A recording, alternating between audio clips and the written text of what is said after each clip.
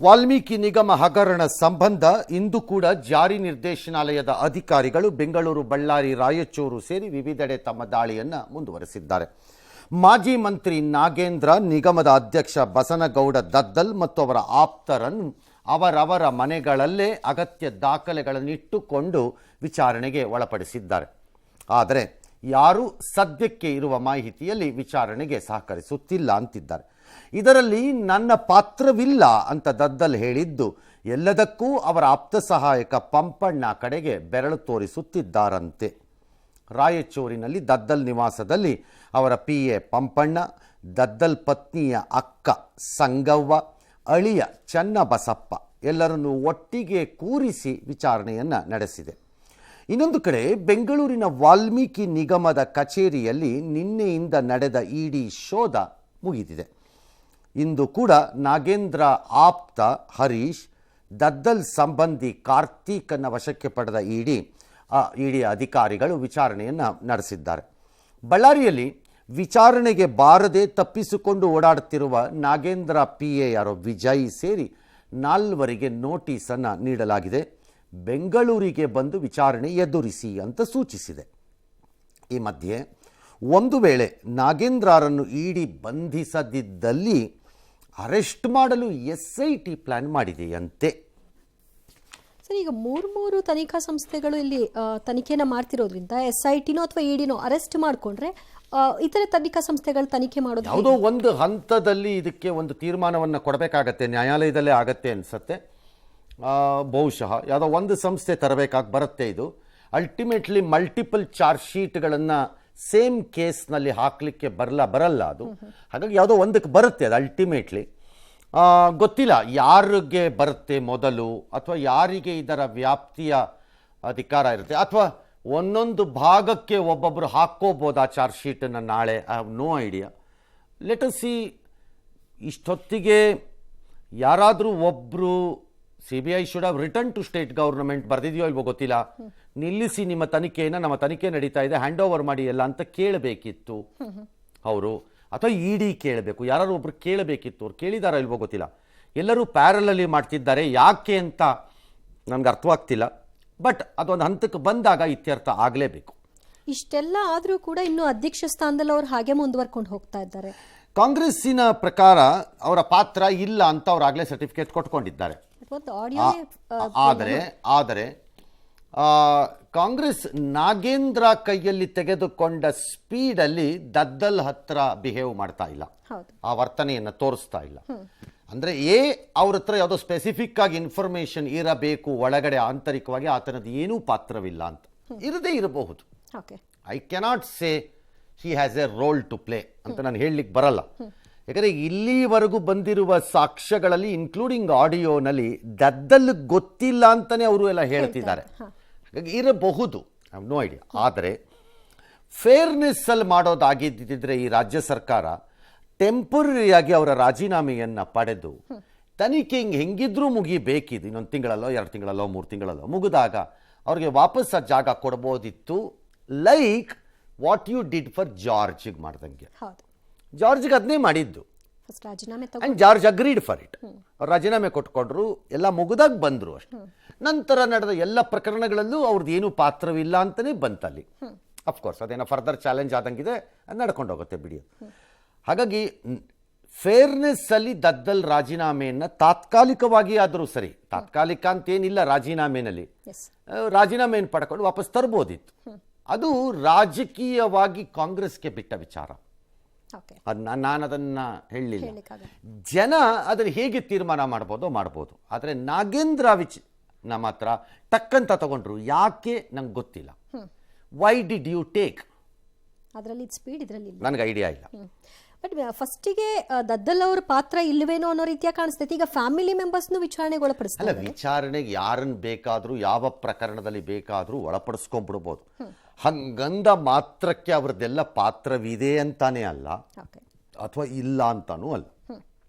ಹಾಗಾಗಿ ನಾನು ವಿಚಾರಣೆಗೆ ಒಳಪಡಿಸ್ಬಿಟ್ರು ಅಂದ ತಕ್ಷಣ ಅವರೆಲ್ಲ ತಪ್ಪು ಮಾಡಿಬಿಟ್ಟಿದ್ದಾರೆ ಅನ್ನೋ ನಿರ್ಧಾರಕ್ಕೆ ನಾನು ಬರಲ್ಲ. ಬಟ್ ಒಂದು ನನಗೆ ಭಾಳ ಕ್ಯೂರಿಯಸ್ ಆಗಿ ಕಾಣಿಸ್ತಾ ಇರೋದು, ಇದು ನಿಜ ಆಗಿದ್ದರೆ ಇಡಿ ನಾಗೇಂದ್ರ ಅವರನ್ನು ಮಾಜಿ ಮಂತ್ರಿಯನ್ನು ಬಂಧಿಸಲಿಲ್ಲ ಅಂದರೆ SIT ಬಂಧಿಸೋದಕ್ಕೆ ಪ್ಲಾನ್ ಮಾಡ್ತಿದೆಯಂತೆ ಅನ್ನೋದು ನನಗೊಂದು ದೊಡ್ಡ ಜೋಕ್ ಥರ ಕಾಣುತ್ತದು.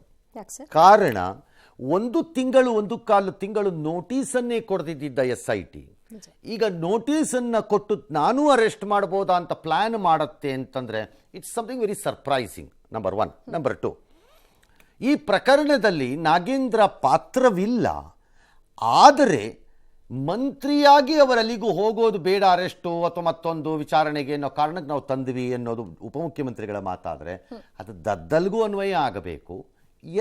ಮೂರನೇದು, ED ಅಥವಾ CBI ಅರೆಸ್ಟ್ ಮಾಡಿದ್ರೆ ನಾಗೇಂದ್ರನ, ದಟ್ ಬಿಕಮ್ಸ್ ಪೊಲಿಟಿಕಲ್. ಇದೆಲ್ಲ BJP sponsored, like Madhu Bangarappa type, ಇದೆಲ್ಲ BJP ಸ್ಪಾನ್ಸರ್ಡ್. ಹಾಗಾದರೆ SIT ಅರೆಸ್ಟ್ ಮಾಡಿದ್ರೆ ಏನಾಗುತ್ತೆ? ಅದು BJP ಸ್ಪಾನ್ಸರ್ಡ್ ಮಾಡೋಕ್ಕಾಗಲ್ವಲ್ಲ. ಹಾಗಿದ್ರೆ ಕಾಂಗ್ರೆಸ್ ಅನ್ಬೇಕಾ? ಹಾಗಾದ್ರೆ ಅದು ಕಾಂಗ್ರೆಸ್ ಸ್ಪಾನ್ಸರ್ಡ್ ಅದೋ, ಅಥವಾ ಏನು ತಪ್ಪಿಲ್ಲ ಅವ್ರು ಹೊರಕ್ಕೆ ಬರ್ತಾರೆ ಅಂತ ಸರ್ಟಿಫಿಕೇಟ್ ಇಶ್ಯೂ ಮಾಡ್ತಿರೋ ಕಾಂಗ್ರೆಸ್ಸಿಗೆ ನಾಗೇಂದ್ರ ವಿಚಾರದಲ್ಲಿ ಅರೆಸ್ಟ್ ಆದರೆ SIT ಅರೆಸ್ಟ್ ಮಾಡ್ತು ಅಂದರೆ ಅರ್ಥ ಏನಾಗ? ಅವ್ರ ಹತ್ರ ಏನಾದ್ರು ಇರಬೇಕಲ್ಲ ಅರೆಸ್ಟ್ ಮಾಡೋಕ್ಕೆ, ಏನೂ ಇಲ್ಲದೆ. SITಗೆ ವಿಜಯೇಂದ್ರ ಅಥವಾ ಇನ್ಯಾರೋ ಒಬ್ಬರು ಅಶೋಕ್ ಫೋನ್ ಮಾಡಿಬಿಟ್ಟು ನಾನು ಅರೆಸ್ಟ್ ಮಾಡ್ಕೊಳ್ಳಿ ಅಂತ ಹೇಳೋಕ್ಕಾಗಲ್ವಲ್ಲ. ಹಾಗಾದರೆ ನಿಮ್ಮ ಪ್ರೀ ಸರ್ಟಿಫಿಕೇಟ್ ಇದೆಯಲ್ಲ, ಏನು ಮಾಡಿಲ್ಲ ಅದಕ್ಕೆ ಹೇಳಿದ ಆ ತೀರ್ಮಾನಕ್ಕೆ ಬರೋದು ಬೇಕಿಲ್ಲ. ಯಾರು ಬೇಕಾದರೂ ಅರೆಸ್ಟ್ ಮಾಡ್ಕೊಳ್ಳಿ, ಏನಾದ್ರು ಮಾಡ್ಕೊಳ್ಳಿ, ಅವಶ್ಯಕತೆ ಇದ್ದರೆ. ಭಾಳ ಸರಿ ನಾವು ಇದನ್ನು ಹೇಳಿದ್ದೀವಿ. ಈ ರೀತಿ ಕ್ರಿಮಿನಲ್ ಪ್ರಕರಣಗಳು ಬಂದಾಗ ಅರೆಸ್ಟು ಅಬ್ಸಲ್ಯೂಟ್ಲಿ ನೆಸೆಸಿಟಿ ಅಂತಲೇ ಏನು ಇರಬೇಕಾಗಿಲ್ಲ, ಅವಶ್ಯಕತೆ ಇದ್ದರೆ ಬರಬಹುದು ಅದು. ಬಟ್ SIT ಮಾಡಿದ್ರೆ ಒಂದು ಸಣ್ಣ ಮುಖಭಂಗ ಕಾಂಗ್ರೆಸ್ ಸರ್ಕಾರಕ್ಕೆ ಆಗೇ ಆಗತ್ತೆ, ಅವರ ನಿಲುವಿನ ಆಧಾರದ ಮೇಲೆ. ವಾಲ್ಮೀಕಿ ನಿಗಮ ಹಗರಣ ವಿಚಾರದಲ್ಲಿ ರಾಜ್ಯ ಬಿಜೆಪಿ ಸರಿಯಾದ ರೀತಿ ಹೋರಾಟ ಮಾಡ್ತಾ ಇಲ್ಲ ಅನ್ನೋದು ಬಿಜೆಪಿಯ ಹೈಕಮಾಂಡ್ ವಿಚಾರ ಅಂತೆ. ಅವ್ರು ಸಿಟ್ಟಾಗಿದ್ದಾರಂತೆ. ಉದಾಸೀನ ಸರಿಯಲ್ಲ, ಕಚಾಟ ಬಿಡಿ, ಕೂಡಲೇ ಬೀದಿಗೆ ಇಳಿದು ಹೋರಾಟ ಮಾಡಿ ಸಿಎಂ ರಾಜೀನಾಮೆ ನೀಡುವ ಸನ್ನಿವೇಶವನ್ನು ಸೃಷ್ಟಿ ಮಾಡಿ ಅಂತ ಕ್ಲಾಸ್ ತೆಗೆದುಕೊಂಡಿದ್ದಾರೆ ಎನ್ನಲಾಗ್ತಾ ಇದೆ. ಈ ಬೆನ್ನಲ್ಲೇ ರಾಜ್ಯ ಬಿಜೆಪಿ ಅಲರ್ಟ್ ಆಗಿದೆ. ಸಿಎಂ ರಾಜೀನಾಮೆಗೆ ಒತ್ತಾಯಿಸಿ ಜುಲೈ 15ರಂದು ವಿಧಾನಸೌಧ ಮುತ್ತಿಗೆ ಹಾಕಲು ತೀರ್ಮಾನಿಸಿದೆ. ವಾಲ್ಮೀಕಿ ನಿಗಮ ಹಗರಣದ ಸಿಬಿಐ ತನಿಖೆ ತೀವ್ರಗೊಳಿಸಲು ಕೋರಿ ಕೇಂದ್ರ ಗೃಹ ಸಚಿವ ಅಮಿತ್ ಶಾಗೆ ಸಚಿವೆ ಶೋಭಾ ಕರಂದ್ಲಾಜೆ ಪತ್ರವನ್ನು ಬರೆದಿದ್ದಾರೆ. ಯೂನಿಯನ್ ಬ್ಯಾಂಕ್ ಇತರೆ ಹಣಕಾಸು ಸಂಸ್ಥೆಗಳ ಪಾತ್ರದ ತನಿಖೆ ಆಗಬೇಕು ಅಂತ ಒತ್ತಾಯಿಸಿದ್ದಾರೆ. ಜೊತೆಗೆ ಸಮುದಾಯದ ಸ್ವಾಮೀಜಿಗಳ ಮೌನವನ್ನು ಬಿಜೆಪಿ ಪ್ರಶ್ನೆ ಮಾಡಿದೆ. ನಾಗೇಂದ್ರ ಬಂಧನಕ್ಕೆ ಶ್ರೀರಾಮುಲು ಆಗ್ರಹಿಸಿದ್ದಾರೆ. ಇದಕ್ಕೆ ಕೌಂಟರ್ ಕೊಡೋದಕ್ಕೆ ಕಾಂಗ್ರೆಸ್ ಪ್ಲಾನ್ ಮಾಡ್ತಾ ಇದೆ. ಏನದು? ವಾಲ್ಮೀಕಿ ನಿಗಮದ 10 ವರ್ಷದ ಲೆಕ್ಕದ ಬಗ್ಗೆ ಆಂತರಿಕ ಆಡಿಟ್ಗೆ ಮುಂದಾಗಿದೆ. ಬಿಜೆಪಿ ಅವಧಿಯಲ್ಲಿ ಅಕ್ರಮ ಕಂಡು ಬಂದರೆ ಪ್ರಕರಣವನ್ನು SIT ವ್ಯಾಪ್ತಿಗೆ ತರೋದಕ್ಕೆ ತೆರೆಮರೆಯ ಸಿದ್ಧತೆ ನಡೆಸಿದೆ ಎನ್ನಲಾಗ್ತಾ ಇದೆ. ಇನ್ನು ಮೊದಲು ತನಿಖಾ ವರದಿ ಬರಲಿ, ಆಮೇಲೆ ಕ್ರಮ ಅಂತ ಸಿಎಂ ಹೇಳಿದ್ದಾರೆ. ಇಡೀ ದಾಳಿ ಅಗತ್ಯ ಇರಲಿಲ್ಲ ಅಂತ DCM ಅವರ ಮಾತು. ಸಚಿವ ಮಧು ಬಂಗಾರಪ್ಪ ಎಂದಿನಂತೆ ಬಿಜೆಪಿ ಮೇಲೆ ಆರೋಪ. ಒಂದು ಕಳ್ಳರ ಸರ್ಕಾರ ಡಕಾಟಿ ಸರ್ಕಾರ. ಇಡಿಯವರು ಆ ಕಳ್ಳರನ್ನ ಉಪಾಧ್ಯಕ್ಷರನ್ನ ಹಿಡ್ಕೊಂಡಾರ. ಉಪಾಧ್ಯಕ್ಷರು ಸಿಕ್ಕಿರೋ ಕಾರಣ ಅಧ್ಯಕ್ಷ ಸಿಗಲೇಬೇಕು. ನಮ್ಮ ಒತ್ತಾಯ ನಾಗೇಂದ್ರ ಅವ್ರನ್ನ ಅರೆಸ್ಟ್ ಆಗಲೇಬೇಕು. I hope ED will take care this. ಇವತ್ತು ಅವ್ರು ಇದ್ರ ಬಗ್ಗೆ ಯಾರು ಚಕಾರ ಶಬ್ದನೇ ಎತ್ತಿಲ್ಲ, ಅವರು ಎತ್ತಿಲ್ಲ, ಯಾರೊಬ್ಬ ಶಾಸಕರು ಮಾತಾಡ್ತಿಲ್ಲ. ನಾನು ಹೇಳ್ತಿರೋದು ಎಲ್ಲಾ ಶಾಸಕರು ಇದ್ರ ಬಗ್ಗೆ ಮಾತಾಡಬೇಕು. ನಮ್ಮ ಗುರುಪೀಠದ ಸ್ವಾಮೀಜಿಯವರು ಇದ್ರ ಬಗ್ಗೆ ಮಾತಾಡಬೇಕು. ಮಾಹಿತಿ ಕೊಟ್ಟಿದೆ, ಟ್ರೆಜರಿಯಿಂದ ಗೌರ್ಮೆಂಟ್ ಟ್ರೆಜರಿಯಿಂದ ಒಟ್ಟು 180 ಕೋಟಿ ಟ್ರಾನ್ಸಾಕ್ಷನ್ ಆಗ್ತಿದೆ. ತನಿಖೆ ನಡೀತಾ ಇದೆ, ಇನ್ನೂ ವರದಿ ಬಂದಿಲ್ಲ. ಪ್ರಿಲಿಮಿನರಿ ವರದಿನೂ ಬಂದಿಲ್ಲ, ಫೈನಲ್ ವರದಿನೂ ಬಂದಿಲ್ಲ. ಚಾರ್ಜ್ ಶೀಟ್ ಹಾಕಿದ ಮೇಲೆ ಅಲ್ಲ ವರದಿ ಬರೋದು. ಇನ್ನೂ ರಿಪೋರ್ಟ್ ಬಂದಿಲ್ಲ. ಅವರು ಅನಲೈಸ್ ಮಾಡಿ ರಿಪೋರ್ಟ್ ಕೊಡ್ಲಿ, ತನಿಖೆ ಮಾಡಿ ರಿಪೋರ್ಟ್ ಕೊಡ್ಲಿ, ಆಮೇಲೆ ಎಲ್ಲ ಕ್ರಮ ತಗೊಳ್ಳೋದು. ಫಸ್ಟ್ ಬಿಜೆಪಿ ಹೈಕಮಾಂಡ್ ಸಿಟ್ಟಾಗಿದೆಯಂತೆ. ಈಗ ನೀವು ಆಕ್ಷನ್ ತೆಗೆದುಕೊಂಡು ಆಗಿದಾರೋ ಬಿಟ್ಟಿದಾರೋ ನನಗೆ ಗೊತ್ತಿಲ್ಲ. ಒಂದು ಪ್ರತಿಪಕ್ಷವಾಗಿ ಮಾಡಬೇಕಾದ ಕೆಲಸವನ್ನ ಬಿಜೆಪಿ ಈ ರಾಜ್ಯದಲ್ಲಿ ಮಾಡ್ತಿದೆ ಅಥವಾ ಈ ವಿಚಾರದಲ್ಲಿ ಮಾಡಿದೆ ಅನ್ನೋಕ್ಕೆ ನನ್ನ ತಯಾರಿ ಇಲ್ಲ. ನನ್ನ ಪ್ರಶ್ನೆ, ಅವ್ರು BJP ಹೈಕಮಾಂಡ್ ಹೇಳಿರ್ಬೋದು BJP ನಾಳೆ ರಾಜೀನಾಮೆ ಕೊಡಿ ಅಂತ ಇವ್ರು ಹೋಗಿ ಕೇಳ್ಬಿಟ್ಟ ತಕ್ಷಣ ಅಲ್ಲಿ ಯಾರೂ ಕೊಡಲ್ಲ, ನಮಗೂ ಗೊತ್ತಿದೆ.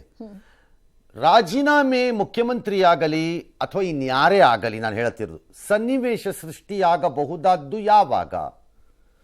ಹಣ ನಿನ್ನೆ ಹೇಳಿದಂತೆ ಎಲ್ಲಿಗೆ ಹರಿದು ಹೋಗಿದೆ ಎಂಬುದು ಸಾಬೀತಾದಾಗ, ಆ ಹಣದ ಭಾಗಿದಾರ, ಪಾಲುದಾರರು, ಫಲಾನುಭವಿ ಆಗಿ ಮುಖ್ಯಮಂತ್ರಿ ಅಥವಾ ಅವರ ಆಪ್ತ ವಲಯ ಇದೆ ಅನ್ನೋದು ಬಂದರೆ ಆಗ ಕ್ವಶನ್. ಆಗ ಮುಖ್ಯಮಂತ್ರಿನೇ ಇಲ್ಲದೆ ಅವ್ರ ಆಪ್ತ ವಲಯನೇ ಇತ್ತು ಅಂತ ಇಟ್ಕೊಳ್ಳೋಣ. ಇದ್ದರೆ ನನಗೆ ಗೊತ್ತಿಲ್ಲ, ಇನ್ನೂ ಇಲ್ಲಿವರೆಗೂ ಏನೂ ಇಲ್ಲ. ಆಗ ನೈತಿಕವಾಗಿ ಹಿ ವಿಲ್ ಬಿಕಮ್ ಆನ್ಸರಬಲ್. ಅವಾಗ ಅವ್ರ ಹತ್ರನೇ ಹೋಗ್ಬಿಟ್ಟಿದ್ರೆ ಬೇರೆ ವಿಚಾರ ಅದು. ಹಾಗಾಗಿ ಅಲ್ಲಿವರೆಗೂ ಅದು ರಾಜೀನಾಮೆ ಪ್ರಶ್ನೆಗೆ ಬರಲ್ಲ. ಕಾರಣ ಆಸ್ ಎ ಫಿನಾನ್ಸ್ ಮಿನಿಸ್ಟರ್ ಬಜೆಟಲ್ಲಿ ಆಗಿರೋ ಅಲೋಕೇಶನ್ಸನ್ನು ನಿಗಮಗಳಿಗೆ ವರ್ಗ ಮಾಡ್ತಾರೆ. ಈ ಪ್ರಕರಣದಲ್ಲೂ ಹಾಗೇ ಇರುತ್ತೆ. ಮುಖ್ಯಮಂತ್ರಿಗಳು ಡಿಸ್ಕಷನ್ ಆದಮೇಲೆ ಬಜೆಟ್ನಲ್ಲಿ ಅಲೋಕೇಟ್ ಮಾಡಿಸಿರ್ತಾರೆ. ಈ ನಿಗಮಕ್ಕೆ ಎಷ್ಟೋ 180 ಕೋಟಿನೋ 300 ಕೋಟಿನೋ 200 ಕೋಟಿನೋ ಕೊಟ್ಟಿರ್ತಾರೆ. ಅದನ್ನು ಫೈನಾನ್ಸ್ ಸೆಕ್ರೆಟರಿ ಯಾರು ಇರ್ತಾರೆ ಅಥವಾ ಅವರು ಯಾರು ಆಥರೈಸ್ ಆಗಿರ್ತಾರೆ ಅವರು ಆ ದುಡ್ಡನ್ನು ರಾಜ್ಯದ ಬೊಕ್ಕಸದಿಂದ ನಿಗಮಕ್ಕೆ ವರ್ಗಾಯಿಸಿರ್ತಾರೆ. ಇದಾದ ಮೇಲೆ ಅವ್ರದ್ದು ಕೆಲಸ ಇರಲ್ಲ, ಎಕ್ಸೆಪ್ಟ್ ಕಾಂಪ್ಲಯನ್ಸ್ ರಿಪೋರ್ಟ್ಗಳು ಯಾವ್ದಾದ್ರು ತಗೊಳ್ಬೇಕಾದ ಪರಿಸ್ಥಿತಿ ಇದ್ದರೆ ತಗೋಬೇಕೇ ಹೊರತು ಅವ್ರದ್ದೇನು ಇರಲ್ಲ ಅಲ್ಲಿ. ಹಾಗಾಗಿ ಅದಾದರೆ ಮುಖ್ಯಮಂತ್ರಿಯ ರಾಜೀನಾಮೆ ವಿಚಾರಕ್ಕೆ ಅದು ಬರುತ್ತೆ. ಬಟ್ 10 ವರ್ಷದ ಲೆಕ್ಕದ ಆಡಿಟನ್ನು ಮಾಡಿಸ್ತೀವಿ ಬಿಜೆಪಿ ಕಾಲದ್ದು, ಸಿಕ್ಕಾಕ್ಸ್ಬಿಡೋಣ ಅಂದರೆ ಸಿಕ್ಕಾಕ್ಸಿ ಅಂತಲೇ ನಾನು ಹೇಳೋದು. ಅವ್ರದ್ದು ಆಚೆ ಬರಲಿ, ದಯವಿಟ್ಟು ಸಿಕ್ಕಾಕ್ಸಿ ಅಂತಲೇ ಹೇಳೋದು. ಕಳ್ಳ ಮರ್ಡರ್ ಮಾಡಿದರೆ 10 ವರ್ಷ ಆದ್ರೇನು 2 ವರ್ಷ ಆದ್ರೇನು, ಸಾರ್ವಜನಿಕರ ದುಡ್ಡನ್ನು ನೀವು ತಿಂದ್ರೂ ಅಯೋಗ್ಯರೇ, ಅವ್ರು ತಿಂದ್ರೂ ಅಯೋಗ್ಯರೇ. ನೀವು ತಿಂದ್ರೂ ಹೇಸಿಗೇನೆ, ಅವ್ರು ತಿಂದಿದ್ರು ಅದು ಹೇಸಿಗೇನೆ, ಅದೇನು ವ್ಯತ್ಯಾಸ ಆಗಲ್ಲ. ಸಾರ್ ಅವನು ಗ್ಲಾಸ್ ಬಾಟ್ಲಲ್ಲಿ ವೃಷಭಾವತಿಯಲ್ಲಿ ಹರಿತಿರೋ ನೀರು ಹಿಡ್ಕೊಂಡು ಹೋಗ್ಬಿಟ್ಟಿದ್ದ ಸಾರ್, ನಾನು ಪ್ಲಾಸ್ಟಿಕ್ ಬಾಟ್ಲಲ್ಲಿ ಹಿಡ್ಕೊಂಡಿದ್ದೀನಿ ಸಾರ್ ಅಂತ ಹೇಳಕ್ಕೆ ಬರಲ್ಲ. ಎರಡು ನೀರೇ ಅಷ್ಟೇ, ಗಲೀಜೆ. ಹಾಗಾಗಿ ಮಾಡಿ, ಯಾರು ಬೇಡ ಅಂತಿರೋರು. ಆದ್ರೆ ಈಗೊಂದು why should we say no? ಈಗೊಂದು ಆರೋಪ ಬಂದಾಗ ಅದನ್ನ ತೆಗಿತೀನಿ ಅನ್ನೋದು ತೆಗಿಲಿ ಅಂತ ನಾನು ಹೇಳೋದು. ಯಾರು ಬೇಡ ಅಂತಿದ್ಯಾ, ನಾನು ಯಾಕೆ ಅದಕ್ಕೆ ಬೇಡ ಅನ್ಲಿ? ತೆಗಿಲಿ, ಇದ್ರೆ ಹಿಡ್ಕೊಳ್ಳಿ. ಆದರೆ ನಂದೇನು ಇಲ್ಲ 10 ವರ್ಷದ್ದಿತ್ತು ಅಂತ ಹೇಳಿದ್ರೆ ಯಾರು ಕೇಳಲ್ಲ. ಈ ಪ್ರಕರಣದಲ್ಲಿ ಸರ್ಕಾರ ಒಪ್ಪಿಕೊಂಡು ಆಗೋಗಿದೆ, ದುಡ್ಡು ಮಿಸ್ಯೂಸ್ ಆಗಿದೆ.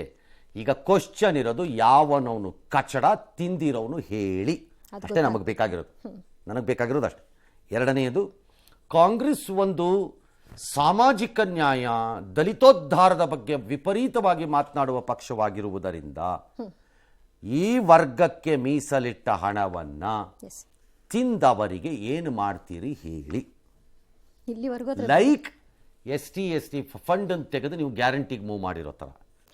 ಇದೆಲ್ಲ ನಿಮ್ಮ ಸೈದ್ಧಾಂತಿಕ ಪ್ರಶ್ನೆಗಳಾಗಬೇಕು, ಬರೀ ಆರ್ಥಿಕ ಪ್ರಶ್ನೆಗಳಲ್ಲ ಇವೆಲ್ಲ.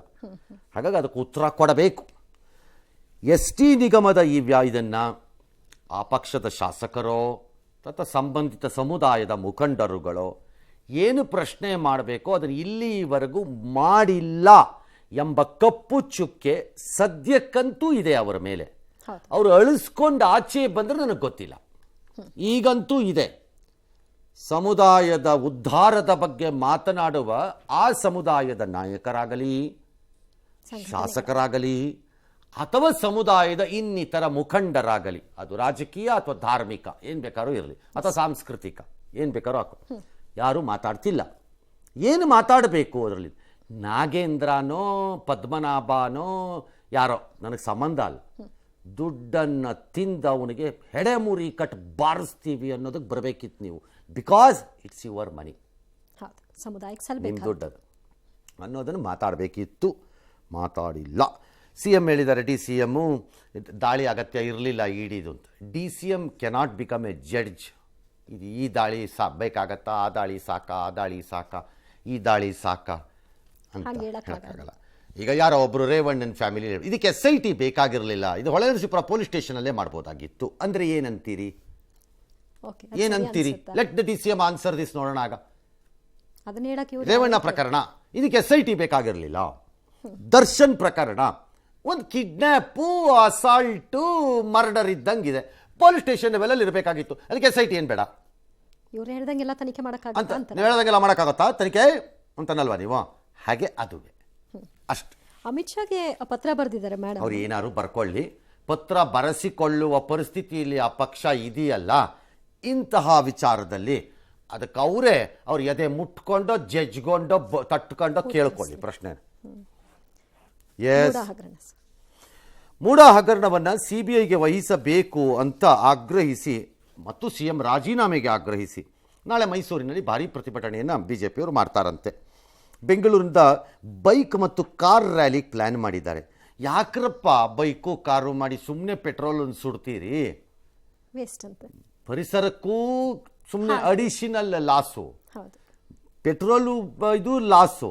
ನೀವೇ ಹೇಳಿದಿರಿ 3 ರೂಪಾಯಿ ಜಾಸ್ತಿ ಮಾಡಿದ್ದಾರೆ, ಕಷ್ಟ ಆಗತ್ತೆ ಅಂತ. ಯಾಕೆ ವೇಸ್ಟ್ ಮಾಡ್ತೀರಿ?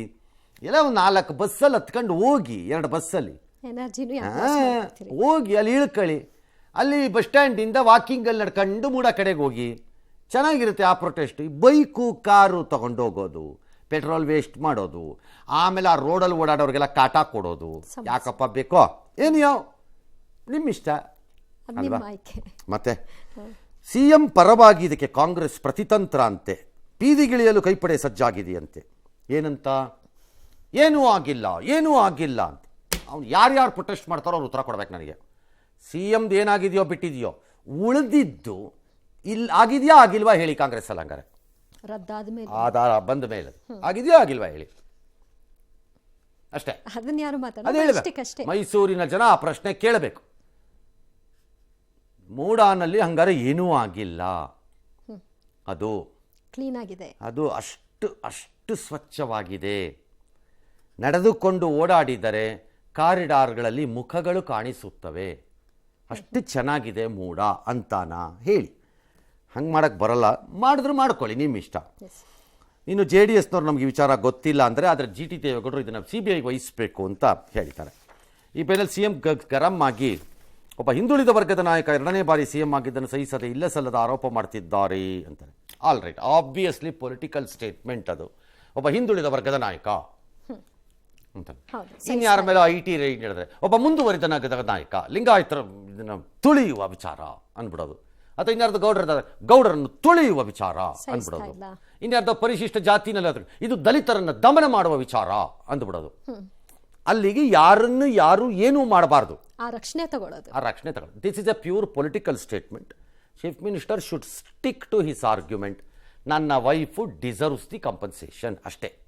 ಬಿಯಾಂಡ್ ದಟ್ ಏನು ಮಾತಾಡಿಕೊಂಡ್ರೂ ಇಟ್ಸ್ ಪೊಲಿಟಿಕಲ್ ಅಷ್ಟೇ, ಮುಗಿದಾಯ್ತು ಕತೆ. ಹಾಗಾದರೆ ಯಾರ್ದು ಅದೇ ಹೇಳ್ತೀನಲ್ಲ, ಯಾರ್ದೋ ಮೇಲೆ ನಾಳೆ ಏನೋ ಒಂದು ಕೇಸ್ ಆಗುತ್ತೆ, ಆಗ ಅದು ಗೌಡರನ್ನು ತುಳಿಯುವ ವಿಚಾರ, ಇನ್ಯಾರ ಮೇಲೆ ಅದು ಲಿಂಗಾಯತರನ್ನ ವಿಚಾರ ಆಗೋಯ್ತಲ್ಲ, ಪ್ರಶ್ನೆ ಮಾಡಬಾರ್ದು, ಬಿಟ್ಬಿಡಿ. ಯಾವ್ಯಾವ ಜಾತಿ ಹೀಗೆ ಹೇಳಬಾರ್ದು ಅಂತ ಒಂದು ಪಟ್ಟಿ ಕೊಟ್ಬಿಟ್ರೆ ಪ್ರಶ್ನೆ ನಮಗೂ ಸುಲಭ ಕರೆಕ್ಟ್ ಅಷ್ಟೆ. ಇನ್ನು ನಿರ್ಮಲಾ ಸೀತಾರಾಮನ್ ರಾಜೀನಾಮೆ ಕೊಡ್ತಾರಾ, ಪ್ರಧಾನಿ ಕೊಡ್ತಾರಾ, ಬ್ಯಾಂಕಲ್ಲಿ ಅವ್ಯವಹಾರ ಆಗಿದೆ ಅಂತೆಲ್ಲ ಹೇಳಿದ್ದಾರೆ. ಕರೆಕ್ಟ್, ಅದನ್ನು ಕೇಳಿ, ನಾನು ಬೇಡ ಅಂದಿಲ್ಲ. ನಾನು ಏನಕ್ಕೆ ರಾಜೀನಾಮೆ ಕೊಡಬೇಕು ಅಂತ ಕೇಳ್ಕೊಳಿಬೇಕಾರೆ ಅದೇ ಪ್ರಿಯಾರಿಟಿ. ಹಾಂ ಕೇಳಿ, ಹಂಗಾರೆ ನನ್ನ ಜಮೀನು ಕೇಳ್ಕೊಂಡಿರೋದಕ್ಕೆ ನಾನು ಪರಿಹಾರ ತಗೋಬಾರ್ದಾ ಕೇಳಿ. ಆ ಪರಿಹಾರ ಯಾವ ರೂಪದಲ್ಲಿ ಬರಬೇಕಿತ್ತು, ಎಷ್ಟು ಬರಬೇಕಿತ್ತು, ಅದು ಬೇರೆ ವಿಚಾರ, ತೀರ್ಮಾನ ಮಾಡಿಸಿ, ಅದು ಕೇಳಿ, ತಪ್ಪಲ್ಲ, ದಟ್ಸ್ ನಾಟ್ ರಾಂಗ್. ಮತ್ತೆ ಪ್ರೈಮ್ ಮಿನಿಸ್ಟರ್ ರಾಜೀನಾಮೆ ಕೊಡ್ತಾರೇನ್ರಿ ಬ್ಯಾಂಕಲ್ಲಿ ಅವ್ಯವಹಾರ ಆದ್ರಿಂದ? ಕರೆಕ್ಟ್, ಅದು ಯಾರು ಕೊಡಲ್ಲ, ಹಾಗೆ ಇದುವೆ. ಆದರೆ ನಾನು ಹಿಂದುಳಿದ ವರ್ಗದ ನಾಯಕ 2ನೇ ಬಾರಿ ಆಗಿದ್ದೇನೆ ಅದಕ್ಕೆ ತುಳಿತಿದ್ದಾರೆ, ಅಲ್ಲ. ಆ ರಕ್ಷಣೆಯಲ್ಲಿ ನೀವು ಏನೇ ಮಾಡ್ಕೊಂಡ್ಬಿಟ್ರು ಅದಕ್ಕೆ ರಕ್ಷಣೆ ತಗೋತೀನಿ ಅಂದ್ರೆ ಅದೇ ನಿಮ್ಮ ಇಷ್ಟ. ಹಾಗೆ ನಾಳೆ ಇನ್ನೊಬ್ರು ತಗೋತಾರೆ ರಕ್ಷಣೆ, ಅದು ಸುಲಭ ಅಲ್ಲ. ಹಾಗೆ ಮಾಡಿದಾಗ ಸರಿ. ಆದರೆ 62 ಕೋಟಿ ಕೊಡಲಿ, ಈಗಲೂ ನನಗೆ ಮೂಡಾ ಸೈಟ್ ವಾಪಸ್ ಕೊಟ್ಬಿಡ್ತೀವಿ ವಾಪರೈ ಅಂತೆಲ್ಲ ಹೇಳಿದ್ದಾರೆ. ಮೂಡಾ ಗಬ್ಬೆದ್ದೋಗ್ಬಿಟ್ಟಿದೆ, ಕ್ಲೀನ್ ಮಾಡ್ತೀವಿ ಅಂತಿದ್ದಾರೆ.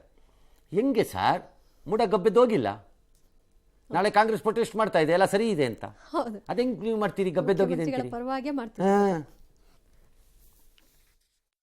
ಸಿದ್ದರಾಮಯ್ಯ ಒಬ್ಬ ಬ್ಯಾಕ್ವರ್ಡ್ ಕ್ಲಾಸ್ನವರು 2ನೇ ಸಾರಿ ಮುಖ್ಯಮಂತ್ರಿ ಆಗ್ಬಿಟ್ನಲ್ಲ, ಎಲ್ರಿಗೂ ಹೊಟ್ಟೆ ಉರಿ, ಕಾನ್ಸ್ಪಿರೇಸಿಗೆಲ್ಲ ಎದುರ್ಕತ್ತೀನಿ ನಾನು. ಹಾಗಾದ್ರೆ ಬ್ಯಾಂಕ್ನಲ್ಲಿ ಆಗೋದಲ್ಲ, ನಿರ್ಮಲಾ ಸೀತಾರಾಮನ್ ರಾಜೀನಾಮೆ ಕೊಡ್ಬೇಕಲ್ಲ, ಪ್ರೈಮ್ ಮಿನಿಸ್ಟರ್ ಕೊಡ್ಬೇಕಲ್ಲ ರಾಜೀನಾಮೆನ. ಬೇಕಾದ್ರೆ ಸೈಟ್ ತಗೊಳ್ಳಪ್ಪ. ನಮ್ಮ ಮೂಡಾದವರು 62 ಕೋಟಿ ಕೊಡಬೇಕಾಗ್ತದೆ, ಕಾನೂನು ಪ್ರಕಾರ ಹೋದ್ರೆ ಕೊಡಬೇಕಾಗ್ತದೆ. ಕ್ಲೀನ್ ಮಾಡೋದು ಒಂದು ಭಾಗ, ಅದು ಗಬ್ಬಿದ್ದೋಗಿದೆ. ಸಿದ್ದರಾಮಯ್ಯನವರು ತಮ್ಮ ಅಧಿಕಾರದ ಪ್ರಭಾವವನ್ನ ಬೀರಿರೋದು ಸ್ಪಷ್ಟ ಆಗುತ್ತೆ. ಈಗ ಆಧಾರ ಸಹಿತ ಅವ್ರ ಮೇಲೆ ಆಪಾದನೆ ಬಂದಿದೆ. ಇನ್ನೂ ಮುಖ್ಯಮಂತ್ರಿ ಕುರ್ಚಿಲಿ ಕೂತಿರ್ತಕ್ಕಂಥದ್ದು, ನಾವು ಮುಖ್ಯಮಂತ್ರಿಗಳ ಹತ್ರ ನಿರೀಕ್ಷೆ ಮಾಡಿದ್ವಿ ನೈತಿಕ ಹೊಣೆ ಹೊತ್ತು ರಾಜೀನಾಮೆ ಕೊಡ್ತಾರೆ. ತಮ್ಮ ಮೇಲೆ ಆರೋಪ ಬಂದಾಗ ನೈತಿಕ ನಮ್ಗೆ ವಿಷಯ ಇನ್ನೂ ಗೊತ್ತಾಗಿಲ್ಲ, ಅವ್ರು ನಮ್ಗೆ ಇನ್ನೂ ಹೇಳಿಲ್ಲ. ಅವರು ಪ್ರತಿಭಟನೆ ಮಾಡ್ತಾರೆ ಅನ್ನೋದು ಕೂಡ ನನಗೆ ಇನ್ನೂ ಗೊತ್ತಿಲ್ಲ, ವಿಚಾರಗಳು ಇನ್ನೂ ಗೊತ್ತಿಲ್ಲ. ಇನ್ನು ಮುಖ್ಯಮಂತ್ರಿಗಳ ಆರ್ಥಿಕ ಸಲಹೆಗಾರ ಬಸವರಾಜ ರಾಯರೆಡ್ಡಿ ನಿನ್ನೆಯಷ್ಟೇ ಸಿದ್ದರಾಮಯ್ಯ ಸರ್ಕಾರದಲ್ಲಿಯೂ ವರ್ಗಾವಣೆ ದಂಧೆ ನಿಂತಿಲ್ಲ ಅಂತ ಹೇಳಿದ್ರು. ಇವತ್ತು ಗ್ಯಾರಂಟಿ ಕಾರಣ ಸರ್ಕಾರದಲ್ಲಿ ಅಭಿವೃದ್ಧಿಗೆ ದುಡ್ಡಿಲ್ಲ ಅಂತ ಬಹಿರಂಗವಾಗಿ ಅಸಮಾಧಾನವನ್ನು ಹೊರಹಾಕಿದ್ದಾರೆ. ತುಂಬಾ ಕ್ಷೇತ್ರಗಳಲ್ಲಿ ಅಭಿವೃದ್ಧಿ ಮಾಡೋಕೆ ಹಣ ಕೇಳ್ತಿದ್ದಾರೆ, ಆದರೆ ಸರ್ಕಾರದ ಬಳಿ ಹಣ ಇಲ್ಲ, ಹಣಕಾಸಿನ ಆಂತರಿಕ ವಿಚಾರ ಮಾತ್ರ ಗೊತ್ತು ಅಂತ ಅವರು ಹೇಳಿದ್ದಾರೆ. ಈ ಮೂಲಕ ರಾಜ್ಯ ಸರ್ಕಾರದ ಹಣಕಾಸು ಪರಿಸ್ಥಿತಿಯನ್ನು ಅವರು ಬಟಾಬೈಲು ಮಾಡಿದ್ದಾರೆ. ವಿಪಕ್ಷಗಳಿಗೆ ಇದು ಆಹಾರವಾಗಿದೆ. ಅಭಿವೃದ್ಧಿ ಮಾಡ್ಬೇಕಂತಾರೆ ಹಣ ಇಲ್ಲ, ನಮ್ಮಲ್ಲಿ ಹಣ ಇದೆ, ಭೂಮಿ ಇಲ್ಲ. ಯಾಕಂದ್ರೆ ನಿಮ್ಗೆ ಗ್ಯಾರಂಟಿನೇ ನಿಮ್ಮನ್ನು ಮುಗಿಸ್ಬಿಟ್ಟದೆ. 65,000 ಕೋಟಿ ಖರ್ಚು ಮಾಡ್ಬೇಕು ನಾವು. ಮುಖ್ಯಮಂತ್ರಿಗಳು ನನಗೆ ತಮ್ಮ ಆರ್ಥಿಕ ಸಲಹೆಗಾರನ ಇಟ್ಕೊಂಡಿದ್ರೆ ಅವ್ರಿಗೆ ದಿನನಿತ್ಯ ನಾನು ಇರೋದ್ರಿಂದ ಇವತ್ತು ಹಣ ಬರ್ತದೆ, ಹೊರಟುದಿಲ್ಲ. ಇಂಪಾಸಿಬಲ್. ಎಷ್ಟು ತ್ರಾಸಿದೆ ಅನ್ನೋದು ನನಗೆ ಗೊತ್ತಿದೆ. ಇಂಟರ್ನಲ್ ಫೈನಾನ್ಸ್ ವಾಸ್ತವಿಕ ಸಂಗತಿಗೆ ಕನ್ನಡಿ ಹಿಡಿಯುವ ಕೆಲಸವನ್ನ ರಾಯರೆಡ್ಡಿಯವರು ಮಾಡಿದ್ದಾರೆ. ಸರ್ಕಾರ ದಿವಾಳಿಯ ಅಂಚಿಗೆ ಬಂದು ತಲುಪಿದೆ. ಎಲ್ಲಾ ಬೆಲೆ ಏರಿಕೆ ನಮ್ಮ ಸರ್ಕಾರಕ್ಕೆ ಯಾವ ತರದ ಸಂಕಟನೂ ಇಲ್ಲ. ನಾವು ಸ್ಟ್ರೀಮ್ ಲೈನ್ ಮಾಡ್ತಾ ಇದ್ದೀವಿ. ನಾವು ಏನ್ ಮಾತು ಕೊಟ್ಟಿದ್ದೋ ಆ ಮಾತು ಉಳಿಸ್ಕೊಂಡಿದ್ದೀವಿ. ಯಾವ ಗ್ಯಾರಂಟಿನೂ ಮುಳುಗಿಸಿಲ್ಲ. ಬಂಡೆಗೆ ಯಾವತ್ತೂ ಪ್ರಾಬ್ಲಮ್ ಬರಲ್ಲ. ಯಾರು ಗುದ್ದು ಡೈನಮೈಟ್ ಇಡಬೇಕಷ್ಟೇ. ಸಾಹೇಬರು ಸರಿ ಇದ್ದಾರೆ ಹೇಳ್ತಿರೋದು. ವೈ ಡು ಯು ಲೈ? ಸುಳ್ಳು ಹೇಳಕ್ಕೆ ಹೋಗಬೇಡಿ.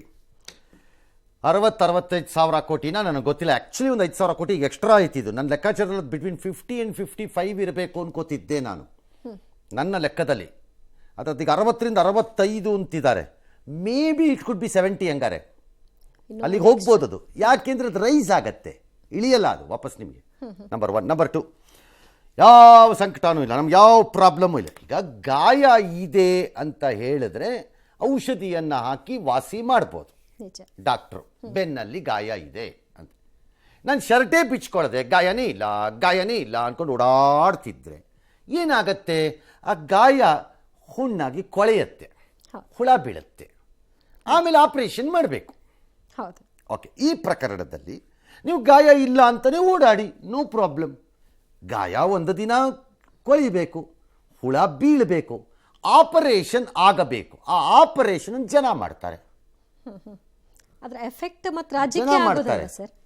ಜನ ಮಾಡ್ಕೋತಾರೆ. ಅವಾಗ ಅದನ್ನು don't lie. Guarantee schemes extremely unacceptable ಲೆವೆಲ್ಸಲ್ಲಿ, ಅಂದರೆ ಒಪ್ಪಿಕೊಳ್ಳಲು ಸಾಧ್ಯವಿಲ್ಲದ ಮಟ್ಟದಲ್ಲಿ ಆರ್ಥಿಕ ಹೊರೆಯನ್ನು ಹಾಕ್ಬಿಟ್ಟಿದೆ.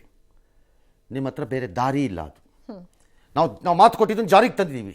ಜಾರಿಗೆ ತಂದಿಲ್ಲ ಅಂತ ಹೇಳಿರೋನು ನಾನು ಅಟ್ ವಾಟ್ ಕಾಸ್ಟ್ ಹೇಳಿ. ಜಾರಿಗೆ ತಂದಿದ್ದೀವಿ, ಹೌದು ತಂದಿರ್ಬೋದು, ವಾಟ್ ಕಾಸ್ಟ್ ಎಲ್ಲಿವರೆಗೂ. ಹಾಗಾಗಿ ನಿಮಗೆ ಸಂಕಟ ಬಂದಿದೆಯೋ ಬಿಟ್ಟಿದೆಯೋ ನನಗೆ ಗೊತ್ತಿಲ್ಲ. ಒಂದು ವೇಳೆ ಬಂದಿಲ್ಲ ಅಂದರೆ ಇದು ರಾಯರೆಡ್ಡಿ ಹೇಳಿದಾರಲ್ಲ, ಮುಳುಗಿಸ್ಬಿಡ್ತಿದೆ ಅಂತ. ಮುಳುಗಿಸ್ತಿಲ್ಲ, ಮುಳುಗಿಸುತ್ತಿದೆ. ಈಗ ಆರಂಭ ಇನ್ನೂ ಸೊಂಟದ ಮಟ್ಟಕ್ಕೆ ನೀರು ಬಂದಿದೆ. ಈಗ ಮುಳುಗಿಸಿಲ್ಲ, ಇನ್ನೂ ಸೊಂಟದ ಮಟ್ಟದಲ್ಲಿ ನೀರಿದೆ.